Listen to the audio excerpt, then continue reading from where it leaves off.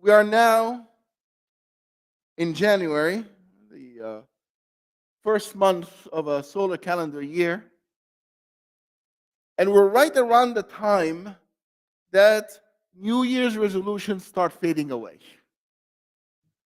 It's well known, the New Year comes, a lot of people, they start New Year, they think New Year's resolutions, they set their resolutions. Everybody who goes to the gym knows that the gyms are busiest in the beginning of the year, and then it just fades away. And there is a reason for this. There is a reason why New Year's resolutions often don't work. And that is they rely on acts of strong will driven by passion instead of natural motivation. You have the passion of the moment. I'm going to exercise. You have the passion of the moment. I'm going to do this. I'm going to do that. And more often than not, you cannot carry it through because the passion fades away. The messenger literally says this, that every matter sorry, starts with a passion, and every passion levels off. And whoever levels off on the way of Allah and His Messenger, they have won.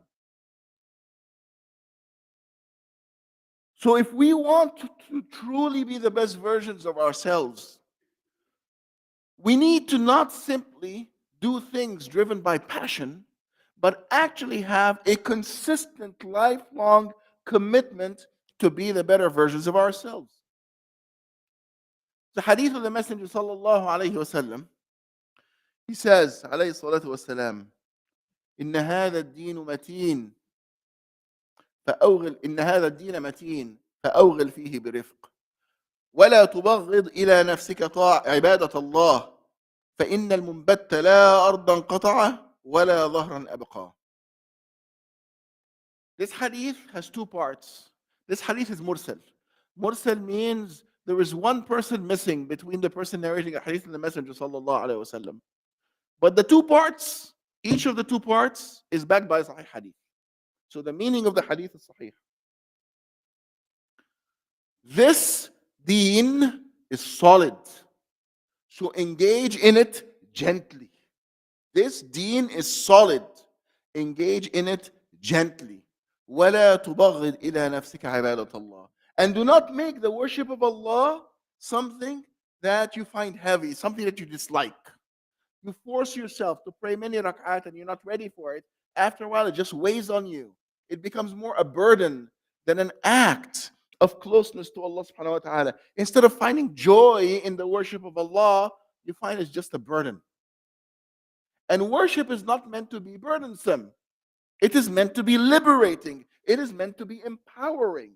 And when we force ourselves to do things out of a sense of duty or a sense of passion, rather than a lifelong commitment to being the best version of ourselves, that's what happens. These acts of worship become burdens. فَإِنَّ الْمُنْبَتَّ لَا أَرْضًا قَطَعَ وَلَا ظَهْرًا أَبْقَى. The one who's racing through the desert, this is not the literal translation, I'll say the literal translation later. The one who's racing through the desert, neither does he reach his destination, nor does he keep his horse alive. Literally, the hadith does not say the one who's racing through the desert. He's saying the one who outruns the group of people he's traveling with. You travel with a group of people, and you just outrun them. In the end, what's going to happen? You're not going to reach your destination. If you've ever raced, you know racers, they have to pace themselves. The people who go out of the gate, from the beginning of the race, going at the fastest speed, they can't maintain that. So in the end, they don't win the race. You have to pace yourself throughout the race. So a Muslim should not burden himself or herself with duties beyond what is mandatory, more than what they naturally find comfortable. Instead, what they need to do is that they need to be gentle on themselves and they need to be gradual. This is Abu Hamid al-Ghazali radiallahu anhu commenting on the hadith. So they should not move all at once from one level of worship to a whole other level of worship.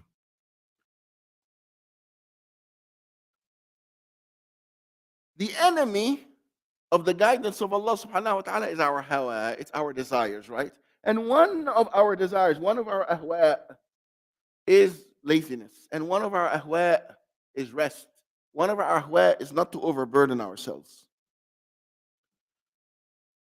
And one should not stay in their comfort zone.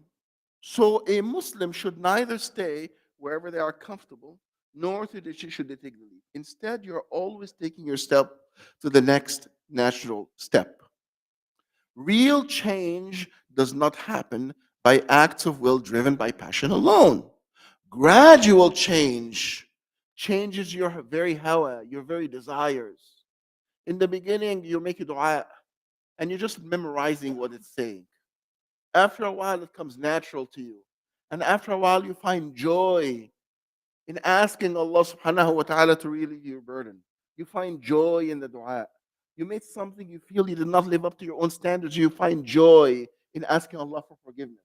It's no longer something that you're just making yourself do. It just becomes part of who you are. Abdullah ibn Amr ibn al-As radiallahu anhu says that the Messenger sallallahu alayhi wasallam says, none of you truly believes until the very desires are according to what I have brought. And as I always mention with this hadith, hadith is not telling you what to do because you can't control your desires. This hadith is telling you how to test yourself. Where am I? Am I close to Allah or not? None of us are at the point of 100%. And none of us, inshallah, if you come to Jummah, are at the point of 1%. But we're somewhere in between. So you ask yourself, am I getting closer? My very desires, are they getting closer to what pleases Allah subhanahu wa ta'ala? And if the change is gradual, they will be. You know, little children, when they learn to read, they hate reading because it's such a burden to finish a word. And then after a while, a word is easy, but a sentence is a burden. And after a while, a paragraph is a burden. And after a while, a chapter is a burden. And after a while, a whole book is okay. And then they read books on their own and they enjoy them. And they go running to their parents. You know, I read this book.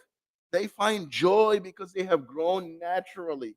But imagine that we forced fed reading big books on the little children when they're not ready for it. They would hate it for life. And therefore, my brothers and sisters, real change is gradual and lasting. Change is a process. إنما العلم بالتعلم وإنما الحلم بالتحلم. Knowledge is by learning, and kindness of character is by adopting kindness of character. So whether it is in intellectual knowledge or in habits, it is by adopting it. Change starts internally, and then it affects your behavior. Allah says in the Quran, فَأَمَّا مَنْ أَعْطَى وَاتَّقَى وَصَدَّقَ بِالْحُسْنَى فَسَنُيَسِّرُهُ لِلْيُسْرَى وَأَمَّا مَنْ بَخِلَ وَاسْتَغْنَى وَكَذَّبَ بِالْحُسْنَى فَسَنُيَسِّرُهُ لِلْعُسْرَى. As for the one who gives and fears Allah or heeds Allah and believes in the better way, we will ease the path to the easy way. And as for the one who is stingy and feels they are needless of Allah subhanahu wa ta'ala and they reject the better way, we will ease their way to difficulty. You do your part, and Allah subhanahu wa ta'ala will show you change in your own life. And Allah also says, subhanahu wa ta'ala, ذلك بأن الله لم يكن مغيرا نعمة أنعمها على قوم حتى يغيروا ما بأنفسهم وإن الله سميع عليم. That is, that Allah will not be changing a favor or a blessing that He gave to a people until they change that which is within themselves. So real change starts within yourself, and then it goes out from there. Real change is gradual and lasting and imperfect and goes through ups and downs and involves many mistakes and falling off the wagon and getting back on and erring and sinning and repenting to Allah subhanahu wa ta'ala. And with all the warts and all, it's a wonderful process because it means I am determined to be a better version of myself, and I don't give up with the first time that I made a mistake. سددوا وقاربوا واعلموا أنه لن يدخل أحدكم عمله الجنة. Hit the mark when you can and come close whenever you can. You do the right thing, or whenever you can do the perfect thing, come as close as you can. And know that the deeds of none of you will admit them to Jannah. What deeds could we possibly do to deserve Jannah? There is nothing that you or I can do to deserve eternal, total, and complete bliss. There's nothing we can do. It's a favor from Allah subhanahu wa ta'ala that He gives us that. وَإِنَّ حَبَّ الْأَعْمَالِ إِلَى اللَّهِ أَدْوَمُهَا وَإِنْ قَلَّ. Do you want to be among the people who get that favor from Allah subhanahu wa ta'ala? Then you want to do the things that please Allah the most, right? And the things that please Allah the most is أَحَبُّ الْأَعْمَالِ إِلَى اللَّهِ أَدْوَمُهَا وَإِنْ قَلَّ. Those which are most constant, even if there are few. It's not about the amount. It's about the consistency of it. This is narrated by Aisha, al-Mu'mineen Aisha radiallahu anha. And the Messenger sallallahu alayhi wasallam also says, none of you will enter Jannah by their deeds. They said, even you, Ya Rasulullah, even me, except that Allah would envelop me in His mercy. So while we do our part, remember this, all success is from Allah. All the work that we do, all the effort that we make, and all of these things are not means by which we earn success. These are means by which we seek the bounty of Allah subhanahu wa ta'ala, the mercy of Allah subhanahu wa ta'ala. Allah looks at one person and Allah judges that that person is making an effort to make the best version of themselves. They're making an effort. With all the mistakes, they're making an effort. They're not giving up. And Allah will look at them and Allah will bestow mercy on them because they are making that effort. And therefore, if you want the process, it goes like this. Change your behavior to change your heart, and change your heart to change your behavior. Now, you can't change your heart. What you can do is when you have a desire to be a better person, you can change your behavior. So the first step is to change your behavior. But know that that affects your heart. And the change in heart will affect your behavior as well. The next step, change your heart to change your habits. When your heart changes, the behavior that you did once can become a habit and it becomes a constant thing. So change your heart to change your habits, and your habits also change your heart. Third step, change your habits to change your condition. And when your condition changes, that changes your habits. And change your condition to change your family and your society around you. And of course, the change in your family and society affects you as well and changes your condition. So change your behavior to change your heart, to change your habit, to change your condition, to change your society. And if what you did is the first step, you did your part in changing your own self by changing your own behavior, even if you never get to see the change in your society, you did your part. This is what the deen is meant to do. Once your heart changes, you've already won. Our deen is not about arbitrary things. Our deen is about creating real change in our lives. Now, I've said all I have said, but you will hear every now and then about a person in your community or society, or about a Sahabi in history, or some person in history who changed their lives radically and turned it around overnight. That absolutely happens. But that's because their heart has truly changed. Maybe they had an epiphany or a moment of change of heart that is deep. That absolutely happens. And it will happen to you and to me every now and then. But if you want consistent change, you can't count on that for every process of change. So that gets me to the concept of deen. Deen is not a separate sphere of life. Deen is the values and practices of life. The idea of separating deen and life is wrong. The concept of deen and dunya, right? It's wrong. It's dunya and akhirah. This world and the hereafter. The opposite of this world, the complement of this world is not Religion, the complement of this world is the hereafter. Religion is how you live this world and how you prepare for the hereafter. And our religion is completely holistic. It is in the very fabric of our being and our lives.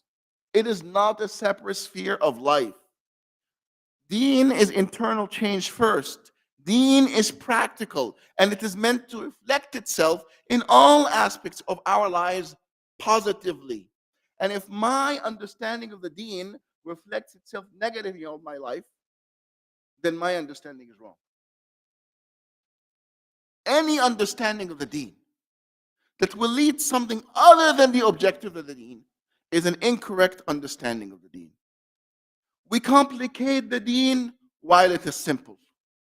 Our deen is easy, but at the same time, it is nuanced and it is deep. Our deen is easy while life is hard. Our deen is simple while life is complicated. Our deen is clear, but life is confusing. And the deen is meant to make life less confusing, less hard, less complicated. When understood and applied correctly, our deen enables us to be the best versions of ourselves, more powerful, more capable, more able to meet the challenges of life. When understood correctly, deen is absolutely in every way an addition to our lives. And when understood incorrectly, as an arbitrary set of rules, then our deen turns into a hindrance to success. And that is not a correct understanding of the deen. The Sahaba did not understand it that way. They did not apply it that way. And they were enormously successful. Therefore, adopt the practices that elevate you. Stop any practice that erodes your motivation and will. I am not talking, of course, about the 5 daily prayers. I'm talking about beyond that. But any practice of the deen that is actually eroding your deen, stop it. Even if it's a good practice, it's not good for you at this moment. Adopt the ideas that are consistent with your conscience. Stay away from any ideas that grate on your conscience. And that's a hadith of the Messenger sallallahu alayhi wa sallam. البر حسن الخلق والإثم ما حاك في صدرك وكرهت أن يطلع عليه الناس. Excellence is good manners. And sin is what grates on your chest and you hate for people to find out. And the other hadith of the Messenger sallallahu alayhi wa sallam. We're not talking again about the mandatory things of deen. Right? Follow what your conscience teaches, even if people give you fatwa. Adopt an understanding of Islam that empowers you. Avoid any understanding of Islam that paralyzes you with fear, overwhelms you with impossible burdens. Impossible burdens are like, I'm going to pray 40 rak'ah a night from now on until the end of my life. Much, much better off. Much better off. 2 rak'ah a night, twice a week. But you're going to do it for the rest of your life.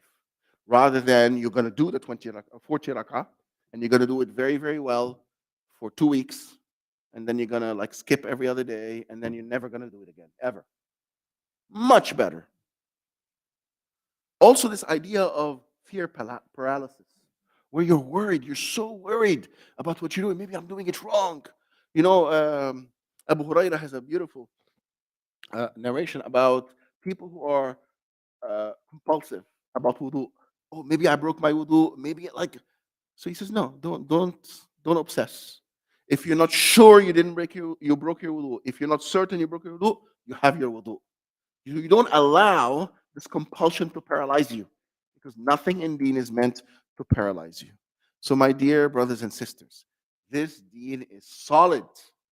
Engage in it gently. Respect the deen. Respect the depth of the teachings. And above all, respect the one who gave them to us.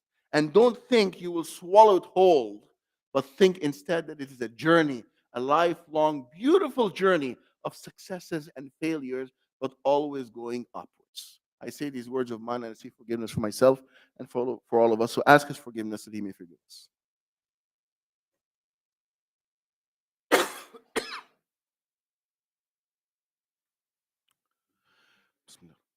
الحمد لله والصلاة والسلام على رسول الله ونشهد أن لا إله إلا الله وحده لا شريك له ونشهد أن محمدا عبده ورسوله اللهم صل وسلم وبارك على سيدنا محمد وعلى آله وصحبه ومن تبع هداهم بإحسان إلى يوم الدين. So I want to conclusion of the khutbah with a few pieces of advice for myself and for all of us. Begin first by remembering Allah subhanahu wa ta'ala. Do you want to engage in the journey of being the best person you can be? First, ask Allah for help. It is He who guides. Ihdina as-sirat al-mustaqim. Ask Allah for guidance. That's what Allah asks you to ask for. Ihdina as-sirat al-mustaqim. So you begin first by asking Allah subhanahu wa ta'ala for guidance.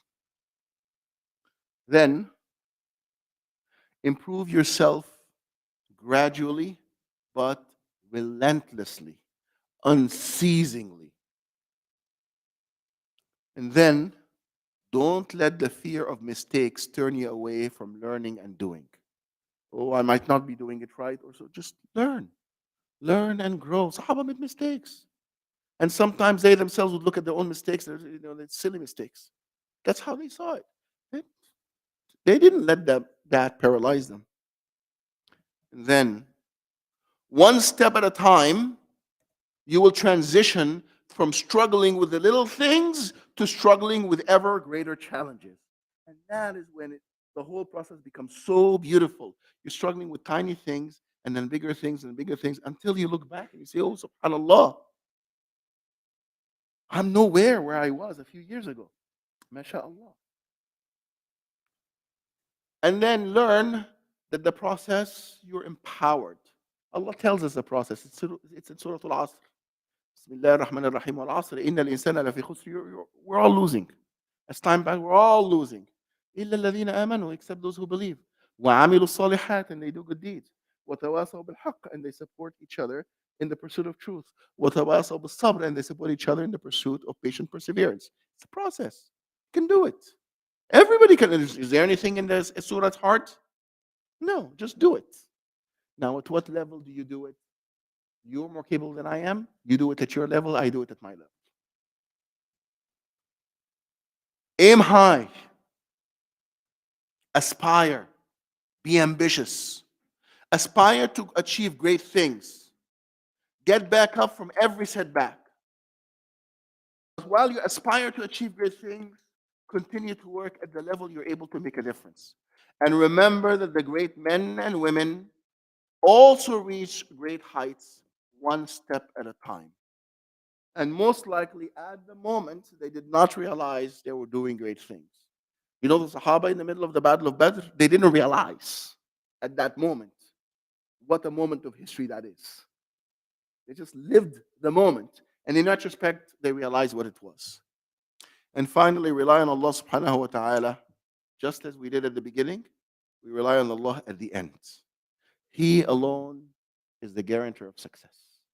I ask Allah subhanahu wa ta'ala to be among, for all of us, to be among those who truly engage in a successful process of lifelong self-improvement. I ask Allah subhanahu wa ta'ala that we be people not driven simply by momentary passion that fades away, but are driven by a relentless pursuit of being the best people we can be. And I ask Allah subhanahu wa ta'ala to bestow His favor on us, that we make fewer and fewer mistakes.